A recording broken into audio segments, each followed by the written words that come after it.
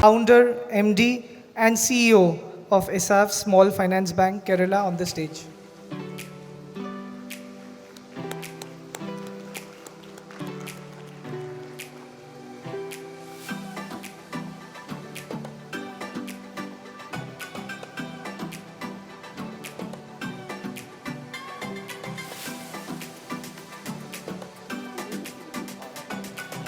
May I now request Mrs. Sushma Nandi, Director Business Automation Private Limited, to present a floral welcome and memento to Mr. K. Paul Thomas.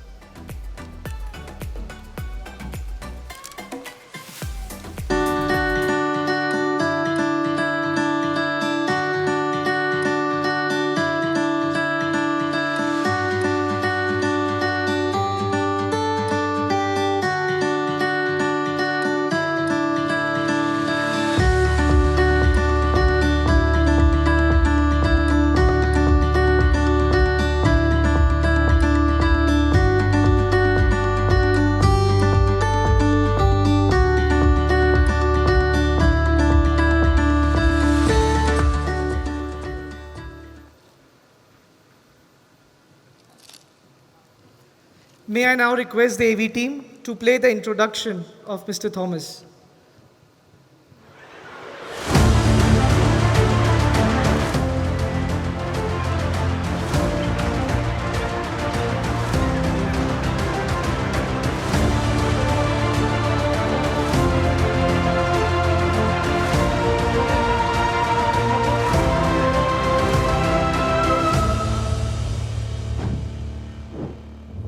Banking isn't just about numbers. For K. Paul Thomas, it's about changing lives. One account, one loan, and one community at a time. What started as a small initiative in a neighborhood to uplift self-help groups is now ESAF Small Finance Bank, touching millions across the country. He's not your usual banker. He's a visionary on a mission, turning finance into a force for good. Financial inclusion? Check. Sustainable banking? Check. Making a real difference? Double check. Under his leadership, ESAF has gone from a bold idea to a nationally recognized institution, winning global awards, setting benchmarks, and making banking not just accessible, but meaningful. And if you think finance is all about balance sheets, think again. With Paul at the helm, it's about empowering the undeserved, driving innovation and proving that banking can have a heart. A game changer, a community builder, and the man redefining what banking can do. Please welcome Mr. K. Paul Thomas. Let's welcome the trailblazer, social reformer, Mr. Paul Thomas, a resilient and forward-thinking leader, a purpose-driven change maker who is making banking accessible to the last mile of society. May I now request Mr. Manoj ji to start Q&A. So good afternoon, everyone. Generally, post-lunch, it's little difficult session, and banking, that too micro banking, is a little more serious. So I'll try and see, looking to the audience, that we can just make this a more interactive session and more meaningful for the youngsters. So, Mr. Paul, welcome to the Indore Management Association. We are really happy that you have accepted our invitation and you're here. So, we'll just go with the question answer sessions. So, the first question which I would like to just ask, apart from your background, from a fertilizer selling, you started your career as a fertilizer seller with IFCO. Your journey is extraordinary. Please share, what are the key turning points in your life? Thank you, Manoj. Thank you for IMA President and all the office bearers for this invitation. My special thanks to Agleshi for the invitation and making me to visit Indore after 3 decades. So it was after a long gap I am coming back to Indore. Before going to your question, so I'm very grateful for this opportunity. I'm one of the past president of Thrissur Management Association. We have always been at Thrissur. Thrissur is a small town in Kerala. where ESAF is also headquartered. Thrissur Management Association always look at Indore Management Association. So because you have made a lot of initiatives to be followed. So we have been closely following IMA for our activities. So thank you very much for setting the roadmap for small town management associations. That one way. And coming back to Indore at a personal level, we have been as an MFI. We started work in Madhya Pradesh in the year 2010. As of now, ESAF Small Finance Bank has got 68 branches in Madhya Pradesh. Around 20 is in and around Indore, and 91 customer service centers. So coming to Madhya Pradesh, coming to Indore is always exciting for me personally also. So okay, Manojji, thank you for that question. From a fertilizer sales to a banker, it was a long journey. I started my career with IFCO, one of the world's largest fertilizer cooperative, in the year 1984. Immediately after my college, I studied agriculture and rural development. The first milestone for even accepting the IFCO job was my clarity of my purpose. Immediately while I was in the final year of my college, maybe in those days it was a God-given opportunity to think about the purpose in life. I had a clear clarity on what I should do, what God want me to do with my life. That was my question, and I got a clarity that I have to be in community development. That was my calling. That was my purpose. It was very clear. And I was looking to join for an NGO, but at the same time I got this job. That was one turning point in my life. I got a permanent job in Kerala government, but because of my purpose, I was very clear about it. I could say no to that. I come from a farming family. There is nobody in my family have a government job. So it was saying no to a government job, pensionable job, was very difficult. But since I'm telling this for the benefit of the youngsters here. So at your young age, if you're clear about your purpose, you will be able to, because the theme of the conference is strive, drive and thrive. The strive is connected to the purpose. If you have got a clarity in purpose, you can strive in any situation. You can strive. So that was my helpful. So IFCO job, fertilizer job, a sales job helped me to understand the rural markets. I got opportunity to travel across the country in many. Even though I was posted in Kerala, we had a program to take farmers from Kerala to different states. I got the opportunity to lead those groups. So that really helped me. Then I was again, while selling fertilizer, this calling was there, reminding me your ultimate purpose is not to sell fertilizer. So this internal warning, I used to get into community service. So finally, after my marriage in 1990 with my wife and few friends, I started an NGO in 1992. So it was addressing unemployment issues.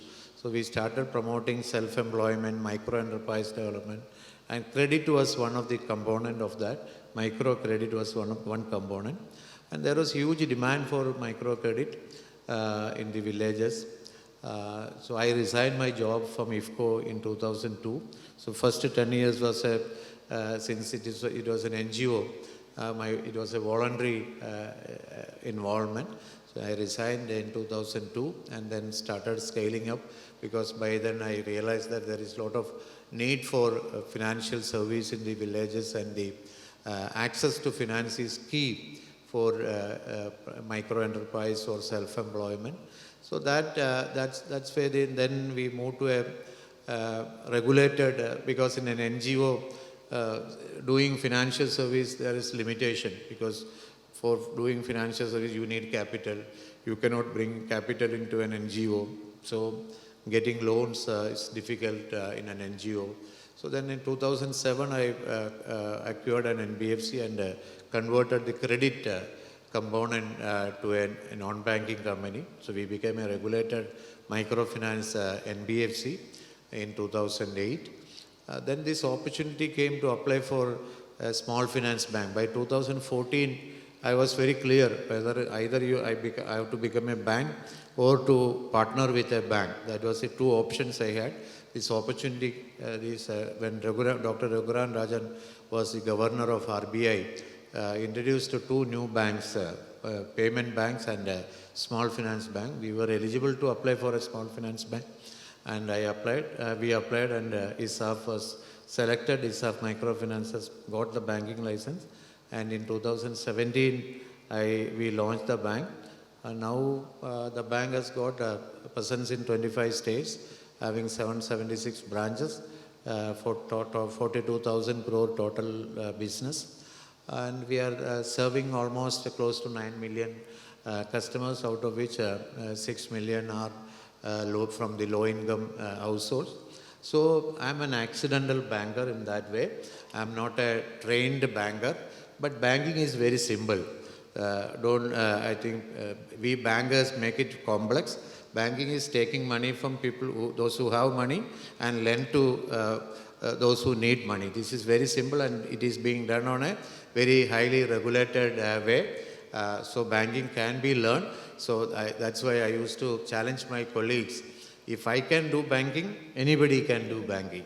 So that is the journey from a fertilizer salesman to a banker. Okay. Thank you. You want to ask the second question?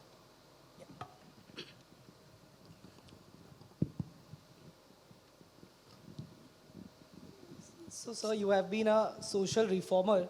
So, want to really understand any story that you can recall of helping, you fund so many women self-help groups. So, any story that you recall that you helped a group and it really changed their life? Anything that you want to share with everyone? Yeah, I have so many stories coming to my mind. We publish every year, we publish joyful stories of transformation. Every year when we celebrate our foundation day, we add one story every year, new story. And the story is being collected by it is through a contest of our staff. Everybody can participate in sharing the story. So one story quickly coming to my mind is that when we were about to launch the bank in 2017, 2016, so I used to go to Naturals for my haircut. So normally when you go to this haircut, what it is called, it is not barber shop now, it is Saloon. It is saloon. It is saloon. It is saloon or spa saloon and all. So Naturals is a saloon. So they used to start a conversation, and I am also interested to start a conversation. So Satyan, who was working in 5-star hotels in Chennai and all, he came back to Kerala and started working in. So whenever I meet a taxi driver or a person like this, I ask, why don't you start your own? So the same question I asked Satyan. Satyan, why don't you have got experience, why don't you, Satyan and Ranjini, both of them were his wife, both of them were working in Naturals. So I asked them. So then they said, sir, money, we need capital if I wanted to start and all. Then I said, in few months, ESAF Bank will be launched. We will be giving you a first micro enterprise loan to you. So start dreaming about it. So it continues. This conversation continues every month when I go to Naturals for a haircut. So finally, after the launch, after few months, he said, "Sir, I've decided. I've identified a place. I need a loan." So we give a micro enterprise loan to Satyan. They started a saloon. After a few months, Ranjini came I also wanted to start. I'm also experienced. I said, you first resign your job from naturals, then I will give a loan. Because that bold decision is required. So to cut the story, again we gave a loan to Ranjini also. Today they have a family spa. They have they have taken around 4,000 square feet area in one of the important street in Thrissur. They are giving jobs to around 12 people. They are giving jobs. They bought a land to construct their own house. They have a car. So it's a powerful story. Everywhere I quote Satyan and Ranjini. I have thousands of. This is something I was personally involved, and now every month again I continue to meet. So now I am giving them bigger vision. So they have expanded now. So if anybody comes to Thrissur, I'll be happy to take you there. After that, now we have started as a CSR project. Beauty care. We have started a skill training program also. So Just for the benefit of the audience, Thrissur is a business capital of Kerala. Thrissur house not only ESAF Bank, South Indian Bank, Kalyan Jewellers, Joyaluka. So I think there's something is there in the city which is having so many business houses. Like the way we say in Madhya Pradesh, Indore is a business capital and Bhopal is a pure capital. Similarly in Kerala, they say Trivandrum is a capital, but Thrissur and Kochi, they are the business capital. So sir, my next question to you is, your roots are from social enterprise. So ESAF Small Finance Bank is built on a financial inclusion model. How do you balance, and this is a very often conflict comes in our mind, that how you balance the social impact with the business growth? Because in your bank now you have investors who has invested, who really require returns on their capital, all that. So how you balance between the two, and what's the toughest trade-off you have ever faced to have a balance between the two? yeah, this is a regular question I'm getting. Even when we got the bank license also, the media and the general public asked me, you started as a charitable society, you wanted to serve the people, now you are moving, are you moving away from your mission and all? So I'm very happy to say that we had multiple transitions. The first transition was from an NGO to a NBFC, from a pure charity mode to a social business model in 2017. From an NBFC to a small finance bank. Now we are a listed, scheduled small finance bank, ESAF Small Finance Bank. So how do we manage? So we still, if you have a clear clarity, again I'm going back to the statement. If you are clear about your purpose, if you are clear about your mission, you can. It is difficult. I'm not saying that it is easy to balance both, but it is possible. So that's why. So we have adopted a triple bottom line agenda, a triple P, 3P agenda: people, planet, prosperity. So that is why. So when people, unbanked people groups, marginalized people, these are all our focus areas. So that led us to go to remote locations. So that is why we have branches in. If you go to Chhattisgarh, we have branches in Kangar district, in a small place called Pakanjur. We have started in 2004, and it's a very well doing branch. Then we have branches in Gadchiroli in Maharashtra. These are all remote locations. We have branch in Jabua in Madhya Pradesh. So we have branches in Jharkhand, in Godha, Pakur. These are all tribal dominated districts. Even in Kerala, there is a taluk called Attapadi in Palakkad district. It's a tribal dominated block, aspirational block. We have no other private sector bank has got a branch there, but we have 4 branches in these 3 panchayats. So because of this social commitment, we are able to reach out to these remote locations. Many of you have visited Munnar. It's a hill station in Kerala, tourist location. But 50 kilometers away from Munnar, there is a place called Vattavada. There is no banking facility in that village. They have to come to Munnar for their banking. So we have opened a branch. So this is all possible because of our social commitment. So we are making social impact. We are lending to farmers. We are lending to micro entrepreneurs. So these are all making social impact, and we are collecting our social impact through a sustainable report. Every year we publish our sustainability report. We are an ESG rated bank. We got one of the latest care rating, did our ESG rating. We got a 68 out of 100. We got 68.1, the score. The industry average is 58. And the industry highest is 69. So you can imagine, this is because of this strong conviction of the social impact, making social impact. But whether it is sustainable, if you are not financially sustainable, you cannot make social impact. So that is my theory. If really wanted to continue with the social impact, we have to be financially sustainable. We have to give decent returns to our investors.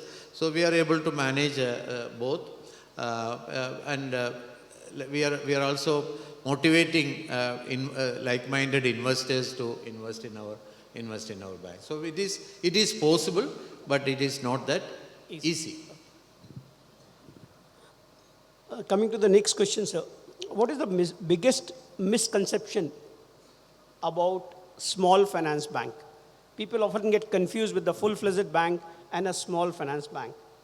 And so how you would like to debunk that, how you want to just clear the... Thank you for that. Give me an opportunity to clarify that small finance banks. I just want to quote Dr. Raghuram Rajan's quote when he made the announcement. So Dr. Rajan said, it is a big bank for small people. Okay. So it is a full-fledged bank. It is all small finance banks in our country. We have 12. All are scheduled banks. It is scheduled banks. There are few differentiators. One is that 50% of the loans given should be below 25 lakhs. That is one differentiator. The second differentiator is for other large banks, universal banks, they have to maintain 40% of their assets in priority sector.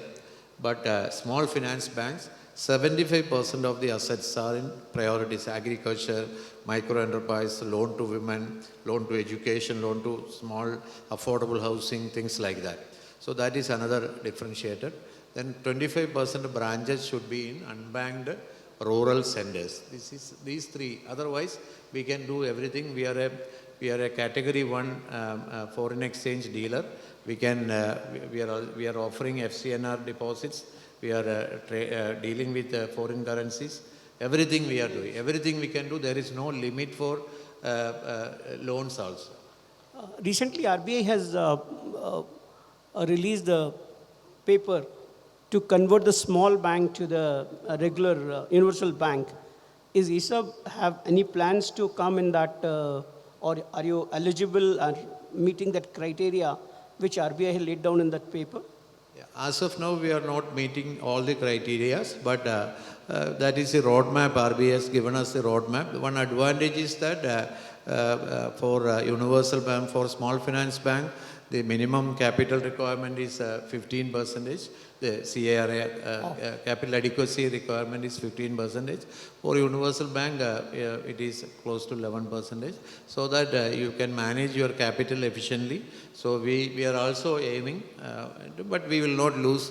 We don't want to lose our social focus. We want to be known as the social bank of this country. Okay. So I'll not make this more a technical session because there are a lot of youngsters are there.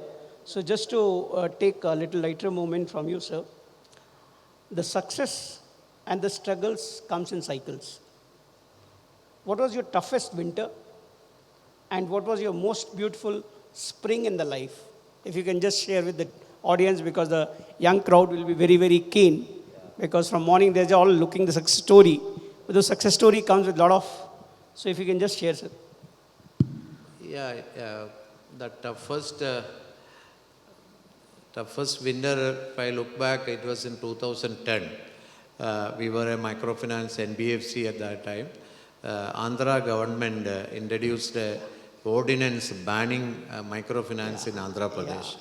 Even though we didn't have any exposure in Andhra Pradesh, all banks' funding got affected. We were a small NBFC MFI at that time. So, lot of uncertainty came up. So that was one of the biggest challenging time in my entrepreneurial journey, I would say. But because of the credibility we established with the banks, some of the public sector banks dared to give us loans, so we were able to survive that situation. So that was one. There are many. So it is success is not a. It's a journey. It is not a destination. So it is keep coming. So what was the other? What is the most beautiful spring in your life? Yeah, the beautiful spring, I think it came in September 2015, when RBI announced that out of 78 applicants, they have selected 10 institutions for setting up the ESAF, small finance banks, and ESAF was there. So that was the most beautiful moment in our journey. I still remember that was in September 2015. September 2015, yeah. Okay. Yeah, did you want to ask?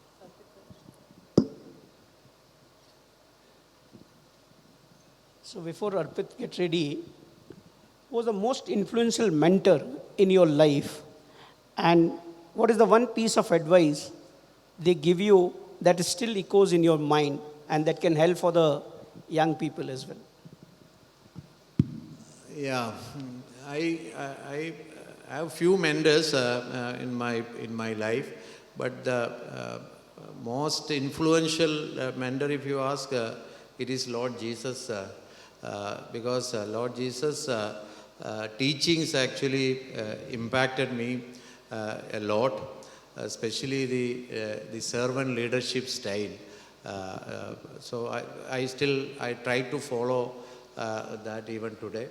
I'm following a servant leadership style in my organization, my leadership style, and there are few people, leaders have influenced me, and there are so many other leaders influenced me, but the one whom I really wanted to quote and follow is Lord Jesus.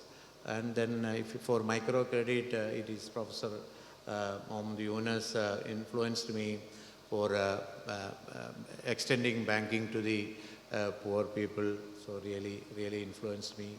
So there are so many. So I closely watch all the political leaders, business leaders, and take all the good things from them and try to follow them in my day-to-day life. Yeah. Thank you. So our rapid fire round with one word. Before we move to rapid fire, one more question, sir. Yeah. What does wealth truly means to you beyond numbers and beyond profits? So wealth truly means, for me, the impact you are making in other people's life, and specifically somebody who is marginalized, somebody who is socially, economically backward. So I always wanted to work with that kind of people, farmers, artisans, micro-level entrepreneurs. So I wanted to spend time with them. So when they're like Satin and Ranjini, like people, when they create wealth in their life, I feel that I have created wealth. So I consider it as it's my wealth and the people. So I'll just give one more example. So when we started ESAF as a society, I wanted to create few jobs, help you people to create jobs. So in 30 years now, when I look back, so we were able to create direct jobs, more than 20,000 direct jobs. 12,500 people working in ESAF Small Finance Bank, another 5,000 in a multi-state cooperative, agri-cooperative, which I promoted. Then few other smaller institutions which I promoted. To altogether are close to 20,000 people are working direct employment. And more than 6 million families we have influenced. We have given small loans, and at least 25% of them are created 2 to 3 jobs. So you can just imagine the impact. You can just imagine in the wealth of these people, all of them together. So they have now started aspiring to have their own house, own car, own vehicle. They are sending their children to school. So this is a story I telling to my friends in the political circle. Instead of giving freebies, you empower a person, give facility to for creating own wealth, so they will take care of their other needs. So this is my philosophy, and I am very happy about it. Amazing, sir, how you have impacted to the ground level and created and changed people's life actually. So, a quick rapid round. So, one word that defines financial inclusion as per you. Yeah, one word for financial inclusion, it is access, and include the excluded, reach out to the last mile. So these are all different. I cannot give one word, but there are different words which I mentioned. So everybody in the society, so that is why in 2014, our Honorable Prime Minister launched the Jan Dhan Yojana. So that changed the real financial inclusion space in our country. A financial habit everyone should develop. Save money. Banks or fintech, who will lead the future of financial inclusion? Both. It is the collaboration between banks and fintech will decide the future of financial inclusion. An advice you would like to give to 25-year-old? Pardon? If you could give your 25-year-old, what advice you will give him? Think big, dream big, have big dreams, and India can fulfill your dreams. That is the advice I want to give to all the young people, 25-year-old people sitting in this room. Have big dreams. When I started dreaming in 92, I was sitting in a rented house. I started dreaming about setting up an institution, serving people across the country. It was a dream. People laughed at me. Paul, what are you talking about? You don't have money. You are still staying in a rented house. You don't have an office. But today, you cannot miss the brand ESAF. You travel anywhere in the country. You go to Chandigarh, you will see ESAF. You go to Himachal, you will see ESAF. You go to Tripura, you go to Nagaland, you will see ESAF. You go to Gujarat, you will see. So Kanyakumari, Kashmir, we have not. We will have Kashmir also. So dream big. If you have big dreams, you will be able to. And if you have passionately, as your themes said, drive and thrive, you will be able to achieve. I congratulate the organizers for selecting this theme for this year management convention. Strive, drive, thrive. Okay, thank you very much, sir. It was really very enlightening. On a lighter note, I just want to share. In my career, I have handled Kerala as well. There was a time I was going every week to Kerala. So in Kerala, the family is not complete unless you don't have one government job and one nurse or one somebody in the Gulf. So I can really salute to you that you left the government job, the IFCO job, and started your entrepreneur journey, because in Kerala, that's very, very difficult. So thank you very much, sir, for accepting our invitation and enlightening the audience here. Over to you. So that was an incredible, insightful and enriching session by you. shedding light on the transformative power of financial inclusion and the future of banking for the underserved. Thank you for sharing your visionary leadership and invaluable insight for us. I would like to extend heartfelt thanks to you for the inspiring session and conclude this session. Can I have a last word? Yeah. Yeah, so one slogan we are following in Kerala, we have, everybody has a slogan. So one slogan we are following is fighting the partiality of prosperity. Partiality of prosperity is economically, socially, it is a reality. So everybody has a role to play in it. So we as a bank, we have taken up that responsibility to build help people to create wealth at the bottom. So that was our slogan. I want all of you to join in that journey. So when you deposit your money with ESAF Bank, you are also joining in that fight against the partiality of prosperity. Because the money you are depositing with ESAF Bank is being given to a farmer, is being given to a micro entrepreneur like Satyan or Ranjini to create some their own enterprise. So be part of it. So we have branch in Indore, we have branches around across Madhya Pradesh. I request your wholehearted support for ESAF. Thank you very much. Thank you very much, sir. Thank you.